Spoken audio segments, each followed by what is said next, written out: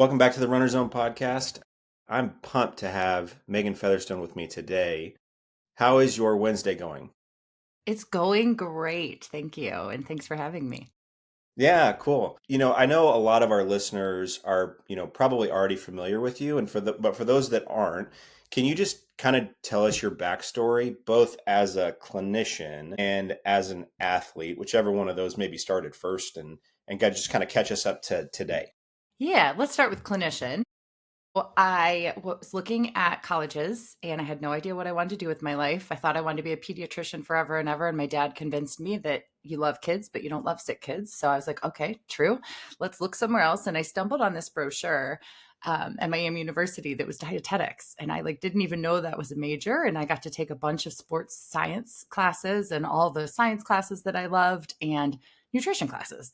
And I was like, this is amazing. I had no idea what I was going to do with it, but I was like, this actually looks exciting. I love to learn. I love school. So I was like, this looks great. Right. So started with the classes, fell in love with all of it. And then I was like, okay, well, what am I going to do as a dietitian? So I went to grad school just to gain a little bit more knowledge and did my internship there too. And then I ended up in the hospital. So my parents are both healthcare workers. So hospitals were something I knew, and they both worked there, growing up. And I loved it. And I was there working clinically with people who'd had strokes and brain aneurysms and feeding people through tubes and educating on modified diets and all that kind of stuff for 8 or 9 years. And then that's when running kind of entered my life. And I was like, I think I want to do slightly different things with my nutrition. So when I was on maternity leave with my second kiddo, I started the side business of Featherstone Nutrition and became a sports dietitian once I had enough hours. And fast forward through COVID, when the business was booming, when the world was shutting down, and I was like, okay, I can give up my hospital day job and I can do this for a living now. So for about 4 years now, my full-time job has been sports dietitian with Featherstone Nutrition, working primarily with runners and then some triathletes. Oh, that's fantastic. So was there like a specific moment where that switched in your head, or did it just kind of gradually happen? So I guess maybe we start with my running because that kind of is what Yeah. kind of Yeah. clicked that from there. So I was always an athlete growing up. I played field hockey and lacrosse and I loved it. And I loved how my mind felt and my body felt when I was moving my body more. So then when I went to college, it was kind of weird because it was like, I guess you go work out on like the elliptical for fun, but like I didn't play sports anymore. And it was kind of this weird dynamic of how do I want to move my body right now? And actually didn't get into running until I was in grad school. I was always the midfielder in soccer and field hockey and lacrosse. So I was always the runner, but, never ran just to run.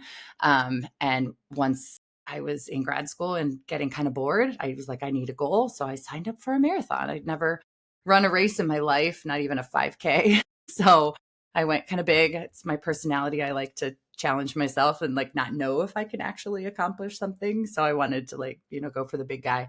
And as I was doing that, it was when I was a clinical dietitian and I was just screwing things up left and right. I'm a super heavy sweater and I was only drinking water and I was getting really dizzy and my hands were swelling. So I like dove into like sodium and electrolyte research and I was like just so my eyes were so opened by all of this information that was like kind of buried in the research, but not common knowledge to runners.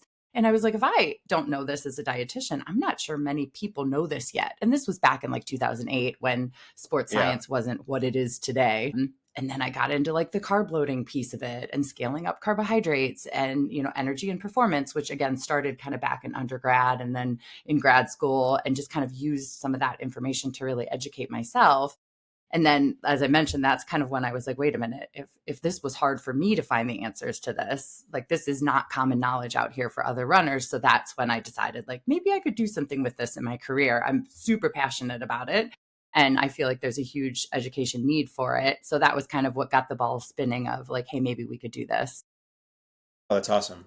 And what was that process like when you switch, you decide, okay, I'm going to start this side business and maybe I need to gain some knowledge around working with athletes or endurance athletes. What was the process of learning that like? Was this mostly like was a lot of it self-experimentation or was it something where you needed mentors to kind of help you guide it? I know for myself, when I was in school, I didn't learn anything about running in PT school. There was no maybe a little different now because I think there's more opportunities for that, but you really didn't learn any of that until you got to clinicals. And so it was a lot of trial and error. What was that process like going from such a different environment to the athletic population. Yeah, and it was scary, and I'm not a risk taker, so that's why I kind of combined Yeah, them together for a while. Like I sure. was building this side business as I still had that income from the hospital. But I had a sports nutrition class in grad school, and my professor was incredible. She very much instilled in us, like she'd give us a topic and say, you're not right or wrong. I just want you to prove from the literature your stance that you feel right. So, like, it was so just like low bar, not intimidating at all. Dive into the research, formulate your thoughts on it, back them up. And so I reached out to her quite a few times in the beginning to like get some ideas and some thoughts. And at that point, there really weren't many sports dietitians. I mean, D1 schools didn't have funding for them yet. It was kind of like everybody was kind of like, you can't really make a living as a sports dietitian, right? So that's Yeah, where it was a little bit defeating at first, and maybe why it was slow to get started. But like you said, a lot of it was self experimentation. A lot of it was studying for the CSSD exam. I did end up networking with some dietitians doing similar things to me kind of across the United States. And we formed a group and would meet every month. So it was pretty like grassroots, bare bone efforts to build it up from the bottom. And I do appreciate working and bringing on interns and stuff to be a little bit of a better resource. cool. That's awesome. Yeah, I remember I had a professor in PT school tell me that you were never going to be able to have a business where you just work with runners. And so I think that sometimes, at the time, those messages that you get, like, oh, this isn't going to work, there's no money in this, it hurts a little bit. But personally, looking back, I'm like, that was actually pretty helpful because it really just made me mad. Right. So Like, I I'll can show you. I can use that a little bit. I get that. Okay, cool. So now you've been in this for a long time. You are an athlete. You have lots of different resources, podcasts, your own clinic. Like, you have all of these things where you work with distance runners and talk about this, or endurance athletes, and talk about maybe some of the issues that they face. If you took a 30,000-foot view of nutrition for endurance athletes, what needs to be accomplished? Like, if you just think about, I am trying to train for a race and push myself, what do we need to be thinking about from a nutrition standpoint? I think it's a great question. And I kind of bucket it into three different things. And it would be your daily nutrition, your performance nutrition, and your hydration. So each one of those categories has things that are not intuitive to what we have learned about nourishing our bodies as humans. Nourishing our bodies as endurance athletes, we're expecting our bodies to accomplish things that maybe we've normalized, but is not quote unquote normal from the nutrition that we've been taught our entire lives. Really kind of thinking about that daily nutrition and understanding energy availability and figuring out how to scale up the quantity of nutrition that we're consuming based on what we're asking our body to do on a daily basis is one huge conversation that I have with people. And two, just creating that awareness, right? Especially if a lot of people around us are super active. We just kind of normalize that, like, this is just what we do. And a lot Yeah, of people for sure. don't intuitively change their nutrition. And then we get in a whole host of issues and they come to you.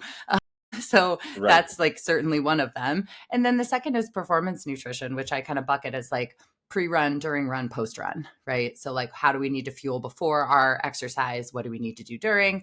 And then how do we recover after? And all three of those things need to be fairly strategic for us as runners. And again, not always intuitive to people what to do with that. And a lot of the things that we say from a nutrition standpoint are contrary to what we've been taught, right? Like simple carbohydrates, like no fiber, less fat, no whole grains before we run so that it can empty our stomach quickly to fuel our muscles quickly. So a lot of it is just kind of educating people on what our body actually needs to accomplish these things that we're trying to do. And a lot of that is around carbs. And we've had this stigma that carbs are bad and sugar is bad and all that kind of stuff. So it's kind of breaking some of those misconceptions. And then the third thing would be hydration, which is super individualized, just depending on the person and how sweaty they are and how salty they are. But again, we're taught salt is bad. Don't add salt to your food. So if we are a heavy sweater, we have to scale up that sodium. So some of the stuff that we talk about is not necessarily intuitive. So those are kind of the three things that I tend to stress the most or find that runners need education on the most.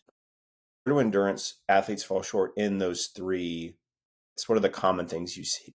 I think with daily nutrition, I see people just not understanding their energy needs. So, under eating for what they're asking their body to do. And we're really spinning our wheels because if we're not giving ourselves the energy to perform and to recover, we're putting all this effort into our running and we're not gaining the fitness from it that we could be. Yeah. Yeah. And then if we move to performance, what's the next thing? What's the things that people fall short with in that session? I think a lot of people head out the door, especially who run in the morning, fasted. They're not eating anything before they head out the Yeah. door. And that, again, it just isn't setting us up for the best performance out there and sticking us into that energy deficit hole, which is not great for us overall from a health standpoint, bone health, you know, hormonal health, all that kind of stuff. So making sure that we're eating beforehand and then also when to fuel during. I think there's still some misconceptions about that. And then, two, people are so busy, they're bouncing to another activity after their run. So, what they're missing is that strategic recovery nutrition, right? Maybe they're not hungry after their run. So, they're just like, hey, I don't need to eat yet. And they wait till they're hungry and then they're famished, grabbing everything in sight when they miss that window to make sure they got carbs to restock their glycogen and protein to make sure their muscles are recovering appropriately after these things so that they're ready for the next day of training, they're ready for that long run on the weekend. And a lot of times those things kind of go just don't get the priority that they need to Yeah. because someone doesn't feel hungry or they're really busy or they have to get to work or they just don't think they have the time. So there's kind of all sorts of reasons.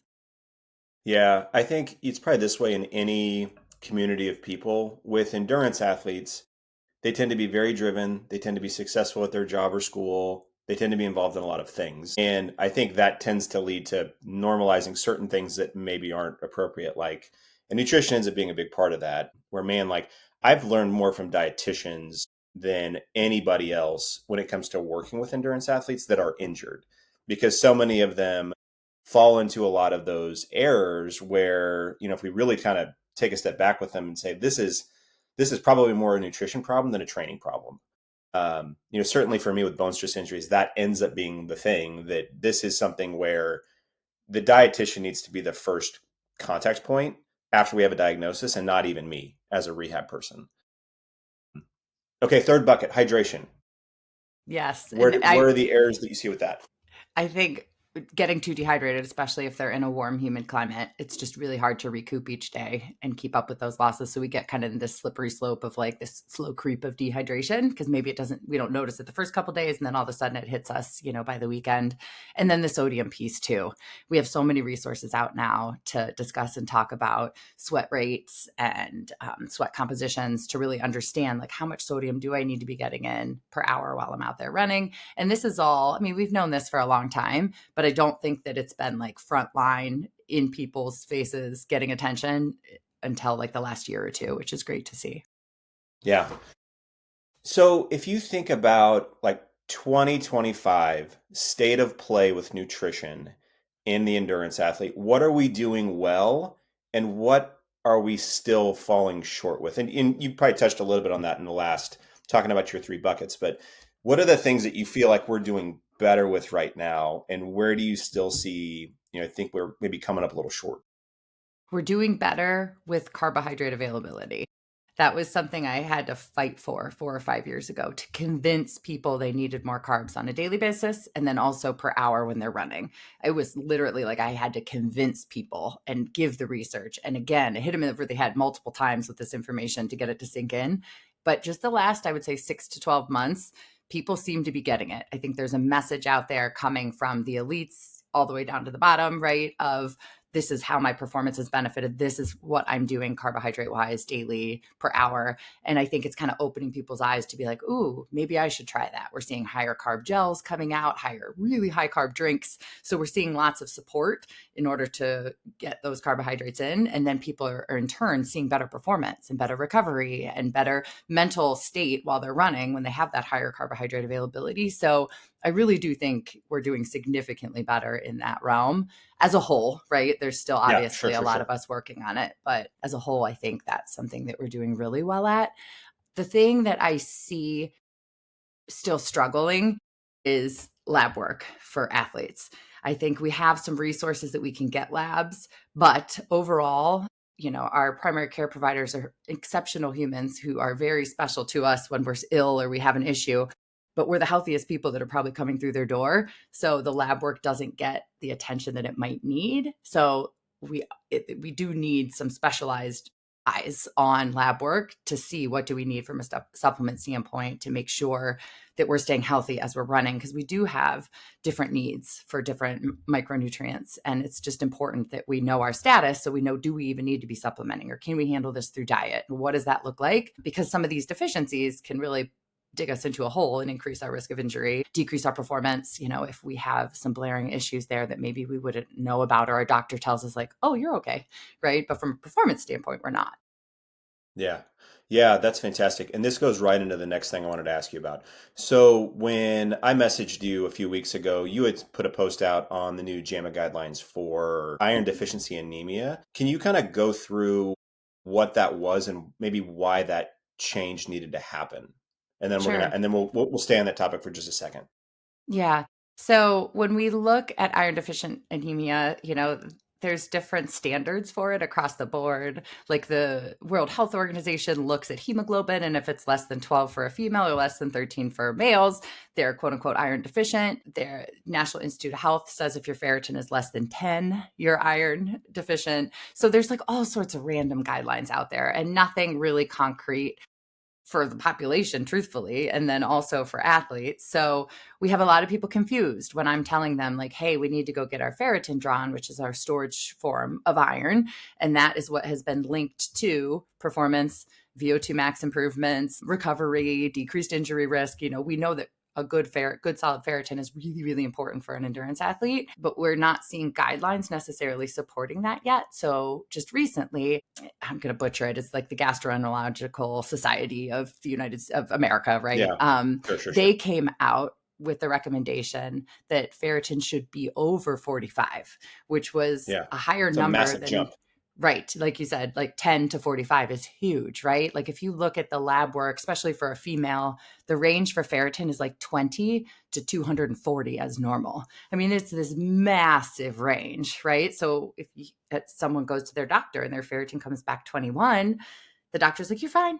I see a 21 and I'm like, your ferritin's in the toilet. Like you probably feel Yeah. horrible. You're not Yeah. recovering well. You've got to be You're like, I'm going to pass exhausted. out all the time. Right. Yeah. Your hair's probably falling out. You're like all Yeah. these things. So to see them change, or they recommending that guideline be changed to 45 or above is huge, because I think that's going to help clinicians get that on their radar so that hopefully people aren't slipping through the cracks like I see right now with ferritin. And then on the flip side, people some people who come to me that we can't get their ferritin to improve and we have ruled out every other issue, they probably do need a colonoscopy and EGD to look at, like, is there blood loss somewhere? And it's really hard to get that right now, and I think these changed guidelines would allow for insurance to cover that a little bit easier. And not to say everyone needs that, but I do think people could probably get better care with these guidelines changing.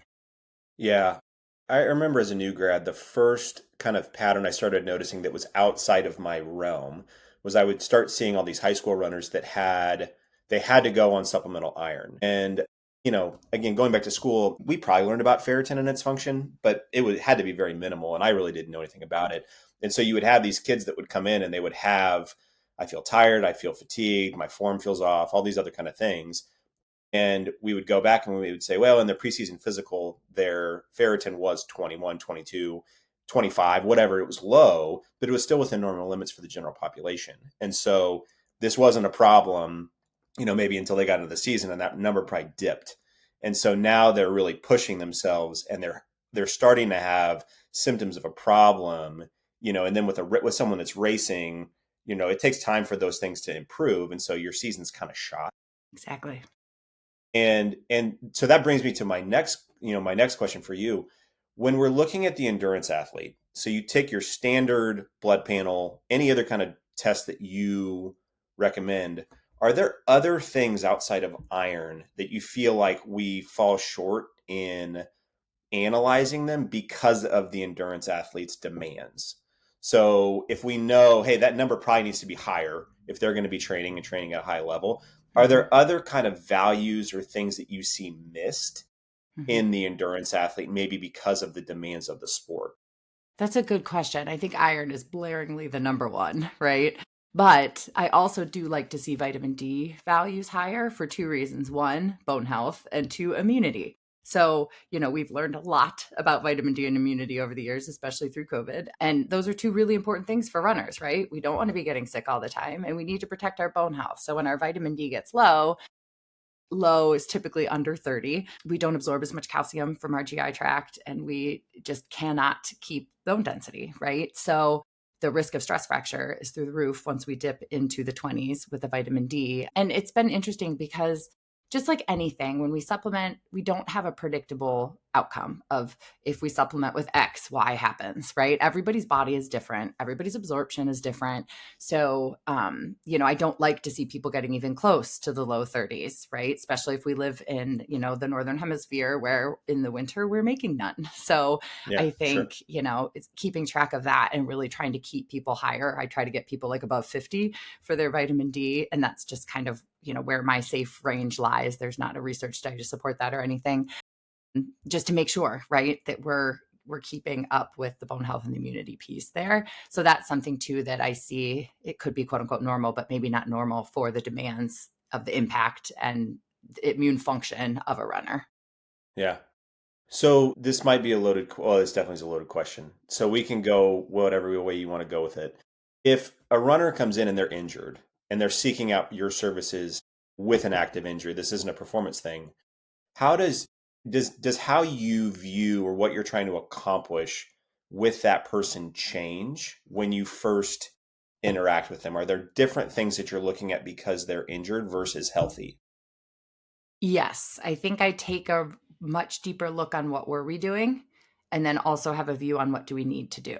Because I think if we can identify some habits or behaviors or something that was happening that maybe put us at a higher predisposition for this injury, then we have something tangible that we can work on and work towards. What I have found is when runners are injured, they want a reason, they want something to hang on to be able to fix, right? So Yes, I yes, think we yes, do a yes. little bit more like retrospective type stuff with that. And sometimes it shows up things, sometimes it doesn't, right? And then I am much more insistent on like lab work now, right? I give people like a little bit of wiggle room sometimes if things are going well on like, okay, when was the last? We should, but it's like we need to get eyes on what's happening right now so that we can see what we need to improve. Because we know like if there's a bone stress injury, if our vitamin D is low, it's going to take longer to heal. So it's like those are the things we want to make sure we fix.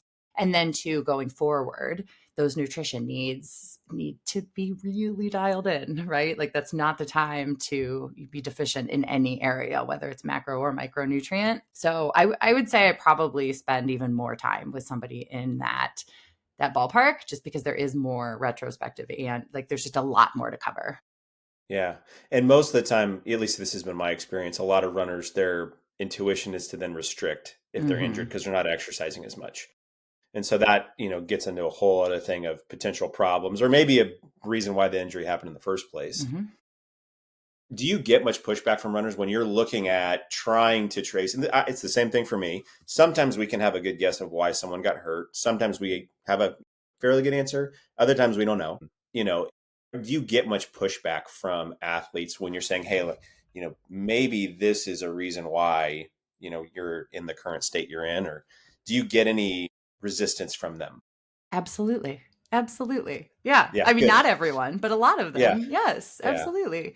And I think I absolutely love working with runners because I get it, right? I'm in the same yeah, boat. I think we're all on yeah, the same wavelength. But two, like you said, they're very driven, very motivated, very willing to make change. But at the same time, sometimes we're very hesitant to change what we thought was working.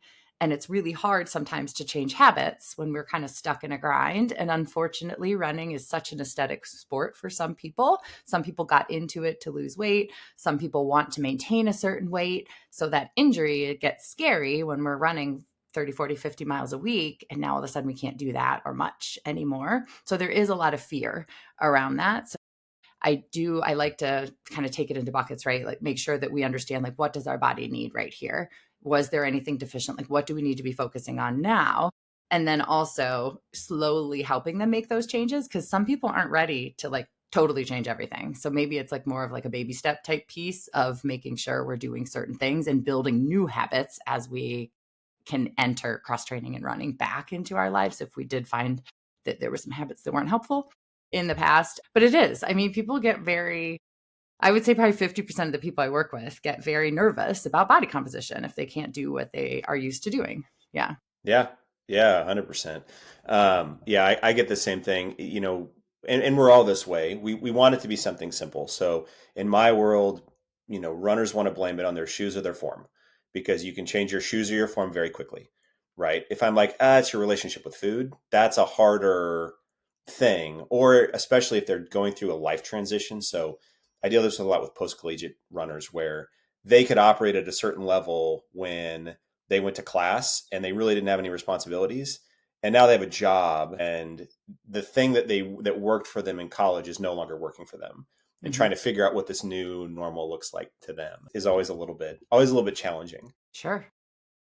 So and one of the I think one of the best perspectives you provide is the fact that you're also training, so you see this from a provider standpoint, but you're also in the midst of all of this as an athlete. When you're in either one of those worlds, how are you currently viewing social media, supplementation, information getting to athletes? How do you navigate all of that? Because I've got to imagine it's an interesting thing. I mean, I deal with this with injuries too, but how do you navigate all of that? It's hard. It certainly is hard. Like I'm not somebody who was ever big on social media before I had this business. It was like, okay, in order to be successful, this is a tool. So we got to Yeah, figure this out, right? And yeah, it can be there's weeks where I'm like, social media. And then there's weeks where I'm like excited about it. So it kind of like, waxes and wanes from that standpoint. And as far as training goes, like I think I'm one of those people who I'm like, I need to try something to truly be able to educate on it, right? yeah, Like I did a half yeah, Ironman, not because I wanted to, but because I was working with triathletes and I was like, I have to understand what this is like, right? Like I need to like throw myself into this mix and just kind of understand how the fueling of all the disciplines goes. So I'm definitely, like you said, very involved in all of those pieces and parts. And I guess, kind of what I took from your question is, how do I translate either my experience or the research that I've read into media for consumption on social yeah, media? yeah, And yeah, yeah, when I first started, I think I was a little too high level. Like how did I process this information and put stuff out that was less relatable? And I've kind of like tried to make that more conversational tone over the years, and that stuff seems to resonate a little bit better with people. But my whole goal is to just increase awareness around what should people be doing with their nutrition as runners. And yes, there's a business behind what I'm doing, and I need to feed my children and make a living. yeah. But at the same Right. time, I couldn't sleep at night if everyone didn't have access to this information, right? So I really do try to put out a lot of free resources and a lot of stuff so that I follow you obviously on social media. So I think you have a very similar thought process because you give out a lot of great information as well. But I think that, that's always what I come back to, right? When it gets annoying or it gets to feel like too much, it's like, okay, but there's people, that are depending on this information, that want this information, that are sucking this up, that I may never even understand, that I've helped them, to make sure that they are healthier, more solid runners so that hopefully they can achieve the things that they want to achieve through Yeah. running. That's great. Are there any big messages that you see runners getting from social media now that you find yourself saying like this is not how we should be going about this? It's very easy as a provider, I think, to want to fight every mistruth or whatever on the internet, which is not helpful, right? Because people generally don't change their opinions anyway. Are there a few big kind of ideas right now that you feel like, no, this is not a good idea. Please don't do Yeah. this. I'm laughing because when I first started my Instagram, I used to do this thing on Fridays called Is That Freaking True Friday? And I would Yeah. debunk something that came Yeah. across my account Sure. over the week. And I really think that's what helped gain people's trust in me, was like being able, but you're right. Like I quit doing it because I was just like, I am so done like fighting against all of these messages. I think by this point people know, what we're serving here through this platform. But it's funny because I think most of what is sent to me that kind of answers your question is other influencers who aren't practitioners in the sports Yeah. space that are doing Yeah. something wacky but have so much attention on what they're doing because they're a massive Sure. quote unquote influencer. And Yeah. it's wild to me that people second guess what they know to be true because someone with Yeah. 250,000 followers says it. Like Yeah. it's wild. I mean, we get those questions on our podcast Fuel for the Soul. We're going to answer one today, and I can, as soon as somebody posts something wacky, it's the DMs are like bing bing bing bing bing of like all these people like, what do you think, Meghann? What do you think? And the latest was fasted training, and I think Yeah, that sure. comes back in constantly because we had a few research studies of training with low glycogen stores and competing with high glycogen stores from 2005 to 2010. People seem to kind of revisit that. And we know now that that is not the best way for the majority of us to train, specifically women, right? Maybe there's a piece of that for the most elite of the elite men's, but for most of us, we're not going to get any benefit from that. There's too much risk, right? So, I would say that's probably a big one that has continued to kind of circle back through over the years. Yeah. I have kind of two criteria when people are trying to figure out, is this a reputable source of information? The first one is to ask yourself if they have a licensing body that holds them accountable. Mm-hmm. So, like, if I say something stupid, I could lose my license because I have Right. a license, Same. right? Same thing for you. If I'm a pretty 23-year-old that likes to run a lot, there's nothing that's necessarily holding what I'm going to say accountable. I can say whatever I want. And then the other thing is, are they willing to have a conversation about the arguments against their idea?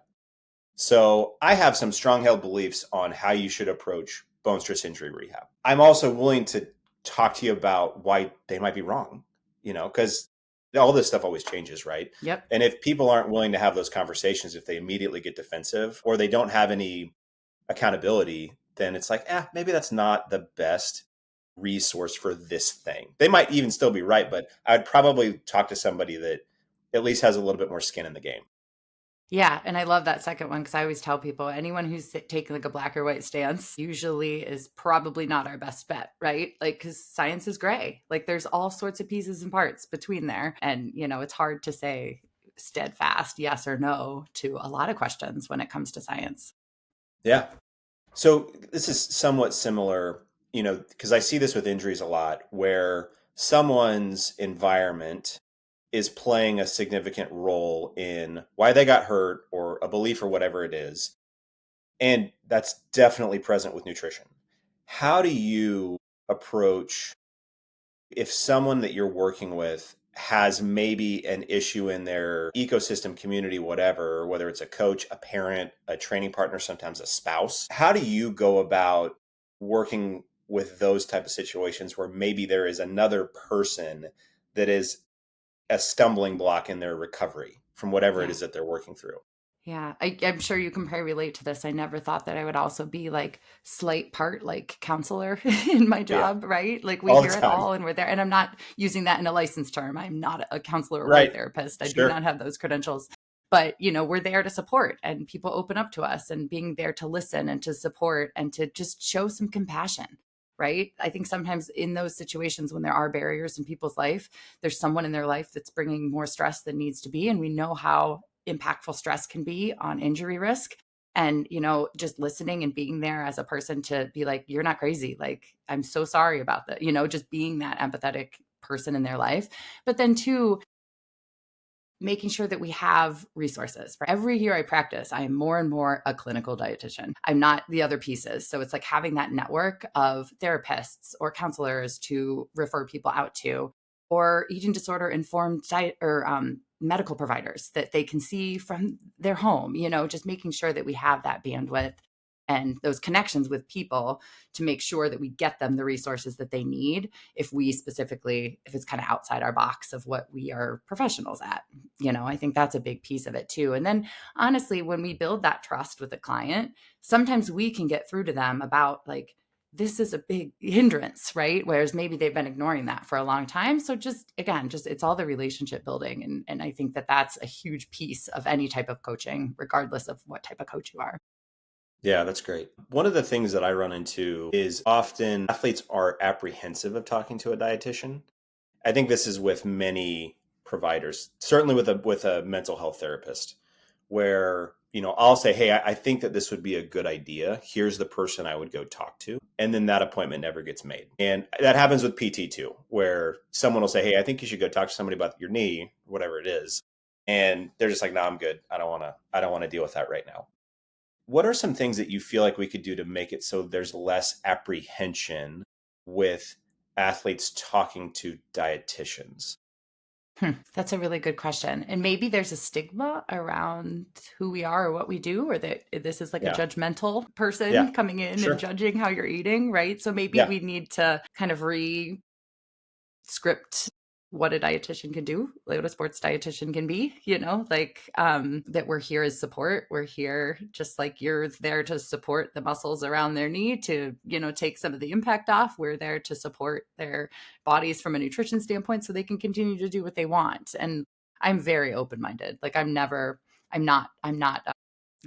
beat with a stick type person. Like I want to hear everything. I want to know exactly what you're up to, what's important to you, what your goals are, and really understand that so that we can formulate that plan specific to you. Right. And I think a lot of sports dietitians are like that as well. So maybe it's just getting the word out, right? That like we are just as Yeah. supportive and very non-judgmental about what you're up to. We all have areas that we need to improve, myself included, right? Yeah. Like Of nobody's course. perfect. Nobody's nutrition needs to be perfect. In fact, I don't ever want it to be perfect for anybody.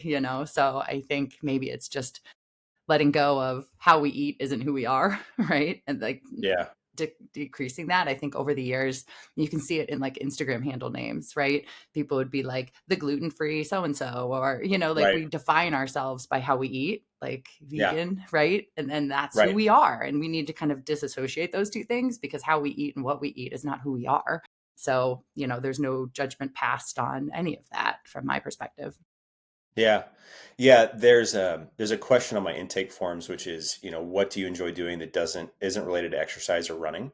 And I deal with this a lot more with high school kids where younger runners where running is very important to them. It's all they think about. It's the only accounts they follow on social media. It's the only podcast they listen to. Like it's the only books they read. And maybe having a little bit of a broader perspective on things or something where you can lean into if you get hurt. Because if you run for a long time, you're going to get hurt at some Exactly. point. And so, or you're just going to lose motivation or whatever. And so, having something that is not just this, I think is helpful. I always get a little apprehensive when I see things like that with Instagram handles. I mean, you get, or anything else, like you can call yourself whatever you want to call yourself. And if it works for you, that's fantastic. But when like when it seems like your whole existence is this one thing, that to me doesn't seem like a sustainable practice. Right. So, hopefully, we can maybe mitigate it before it becomes a big problem. Exactly. Our whole identity can never be running. Yeah, It will yeah, drown us. yeah. So how has your knowledge of all this? So your technical knowledge, like you said, the mistakes you've made professionally, the wins, all those kind of things. How has this changed your training, It's a good like question. personally? Yeah. Yeah. I've gone through a couple coaches. When I say a couple, I think it's three. I've had three coaches since I started. And I put my training in their hands. Like I am a dietitian. Some dietitians are also run coaches. I am not. I'm like, there's plenty for me to help you with just nutrition. We don't need to do it. So I totally outsource my training. That's something that I don't want to have to think about.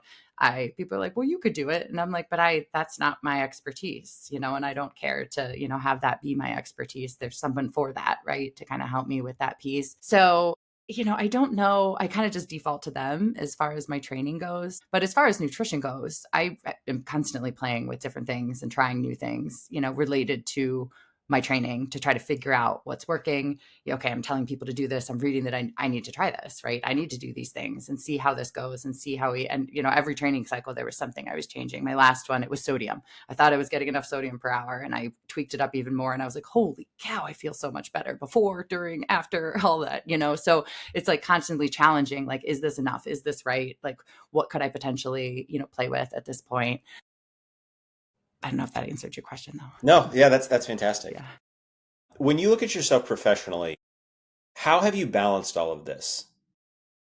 Well, again, podcasts, you have downloadables on your website, you treat people, you're traveling. I think when we talked, you were in Tokyo and then you're in Hmm. all the, so you've got a lot going on, a lot of good stuff.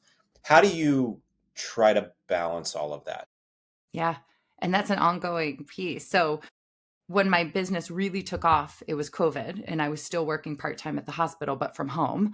And because I was in like a population health type gig at that point, I was out of the actual clinical. And so I kind of just blurred the lines, right? I finished that work and then went straight in because there was nothing else to do. So during COVID, I was Yeah, able to sure. work pretty freaking hard because there was no social life. My kids weren't old enough to have sports when they would have been canceled anyways, you know? So it was just kind of this like, I was able to work a ton during that time to get this all started, which I'm super grateful for, you know, looking back on. But yeah, when life came back, right, and social lives came back and being able to travel came back, and my kids are now in 3 sports each, you know, Yeah, like there's a mine too. lot of Yeah, stuff going on. And it does get a little bit difficult. And that's where my best friend I met in undergrad, she's also a dietitian. So we were like in each other's class. That's kind of how we met. cool. She was at a point in her life where she wanted to go back to work and she was like, "Do you need any help?" And I was like, "Yeah, but I don't even know what to tell you what to do." So she just came in and she's like, "You need this." So she was a huge help. So she does all the background work, the intake, the website, you know. So I have a huge Yeah, support that's from great. her. And then this year, you know, like you mentioned, I've been doing a lot more travel over the past couple of years and I was just capped. Like I couldn't take more clients. So my wait list was getting longer and longer and longer and I was losing sleep over it. So we hired another dietitian to take some one-on-one clients to try to help serve more people. So kind of over the years, I don't let myself get too maxed out because when I do, that's when I get really stressed out. And I know that's not good for my overall health, right? So it's Yeah, like, just yeah, feels yeah, like yeah, there's too much on my plate. I try to stay really aware of that and cut back where I need to, cut back on clients when I know I'm going to travel, you know, a lot over the summer, things like that, and then to just kind of hiring help as I need to yeah, moving forward. And that's been allows me to balance all of these demands because it's really cool to do one-on-ones and groups and travel and public speaking. Like I love it all. I don't want to say no to any of it, but to your point, like it can get too much too quick if we don't keep an yeah. eye on the balance of it all. Yeah. Have you found there's like a signal when you're at that limit? So I had a client tell me once, this is a guy, he built and sold a couple of businesses really successful from a business perspective. And he told me that you'll know when you need to either hire or you need to do something else. You need to figure out a solution when people start, canceling because you can't fit them in. Like your schedule fills up or you're dropping the ball on emails, those kind of things are all signals that you need to change something. And I've certainly had a lot of signals personally where I'm like, I'm doing too much. Do you have anything where you'll like, that's my sign that I need to tweak something? It's definitely more personal. It's a more feelings within me that I know I need to tweak something. First and foremost is when I open up like Instagram and there's DMs and I start getting annoyed with people because I never Yeah. get annoyed with people. So as soon as Yeah. I notice that people are annoying me, I'm just like, okay, all right, you need a little break here, Megan. This isn't how you normally feel. And then to be totally transparent, like last fall before I went to Berlin to run, like shortly before my injury, I just remember like being on the verge of like, I physically can't keep doing all these things. I was like, it was like a point where I was like, something has got to give. And then that's when we hired the dietitian shortly after. So I'm trying to get better at recognizing that earlier versus waiting until my body is totally and brain are just totally fried, you know, and on the verge of an injury. You know, I'm trying to get much, much better about that. But I think sometimes we have to like almost like throttle over the limits to be like, oh shoot, that was my limit. And then next time we can hopefully stop before, you know, but sometimes I think it's hard to recognize that in the moment. Yeah, I think from a running perspective, I think if you're, and I don't, this is not something I really tell my patients. I think if you look across your career, if you're really trying to push yourself from a performance standpoint, if you don't pick up something, you probably didn't find out how much you could do. Now that's terrible advice for Yeah. many people, Yeah. but I feel the same way professionally, where I think if you don't kind of burn yourself out or run into some kind of resistance, that's the only way I've ever made any kind of meaningful changes. Grown or changed. Yeah. You know, Totally agree. it's not fun, but No. and it is hard when there's all this good stuff coming at you and you Yeah. want to do all this stuff. And so trying to And navigate that, it's always yeah, challenging. that's exactly what last year was. It was like I joked that it was the year of yes. Anything that came across my plate, I said yes, and I will figure it out later. And yeah, it burnt me out completely. And luckily it was like, caught it pretty quickly. And yes, it ended in an injury, but at the same point, like there's so much growth in every adverse event that comes across our plate. They always suck in the moment and they might suck looking back on them, but there's so much growth that can happen. If we let our minds go to that point, right? If we don't just sit there and wallow in what has happened, but really take that as a learning opportunity and understand, what do I need to do different so that this doesn't happen in the future? It can be incredible. It's hard in the moment. Yeah, that's great. Last question. What are you currently curious or interested in? And this doesn't even have to be related to nutrition. This could be about anything.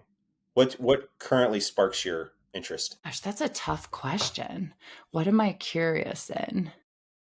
I think I have a curiosity of travel and other people's cultures and other people's way of living, and not just other countries, but also within the United States. And I've just always been very curious about that. I can be a homebody sometimes. So I think that that's probably why I have enjoyed traveling so much for work, because I've gotten to see and learn and experience so many different things. So I guess I would say, like, curious about just how other people live and other people's cultures and what other people are doing outside of Northeast Ohio and that kind of stuff. Sure. Yeah. Yeah, Yeah. that's great. Yeah. Well, cool. Well, thank you for taking the time to chat today. Meghann, where can people find you?